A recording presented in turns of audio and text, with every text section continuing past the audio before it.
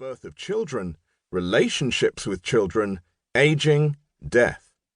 But of course, this cycle takes place in a world where everyone else is also going through his or her own life cycle and at a different pace and with innumerable variations.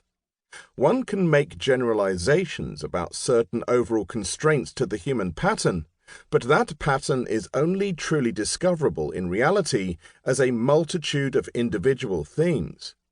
The best model when analyzing dynastic history may well not be the theorems of social science, but a piece of Baroque counterpoint. In addition to these biological detriments, family life in the Middle Ages was shaped by assumptions about proper social roles. Medieval Europe was a patriarchal society, ruled for the most part by kings who wished to hand on power after their deaths to their sons. This patriarchal concept of rulership is doubtless linked to the fact that kings were expected to be war leaders, and the business of war was man's business. An account of the upbringing of Godfrey de Bouillon, a hero of the First Crusade, puts it very succinctly. For training in war, there is his father. For the veneration of God, there is his mother. When recruitment was taking place for the Third Crusade in the late 1180s, men who failed to answer the call to arms were sent woolen distaffs, a parallel to the white feathers of the First World War handed by women to men who had not enlisted but one with a specifically sexual meaning. If you aren't going off to war, you might as well be a woman. A French scholar of the later Middle Ages, explaining the purpose of the exclusion of women from succession to the throne of France, put it simply, to the end that the Commonwealth might be better and more powerfully defended by men than by women.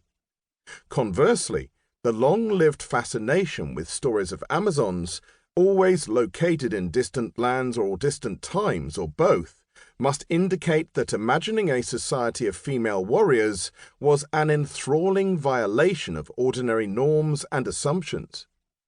The power structures of medieval Europe, however, were not shaped by Amazons, but by the urge towards male line succession. Even in the case of monarchies that were in theory elective, fathers were usually expected to be succeeded by sons. Some dynasties were extremely successful in achieving this. The Capetians, who became kings of France in 987, managed to pass the throne from father to son until 1316, an amazing 329 years later.